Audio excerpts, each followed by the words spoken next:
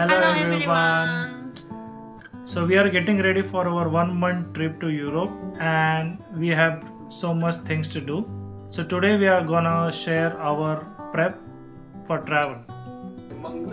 I've started making a to-do list, but it's not finished yet. I'm also adding things like hotel bookings and train tickets. I wish we could plan everything more freely, but this is the reality. Booking early is actually much cheaper, so we are trying to plan ahead. I'm also adding bookings for popular places like museums and famous spots. Some places need reservations in advance, so we have to plan everything early.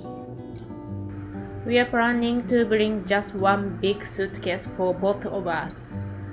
But I honestly don't know what we really need yet.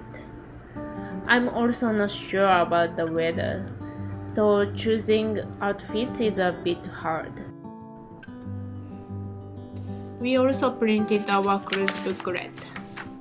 This is my first time going on a cruise, so I don't really know what to expect.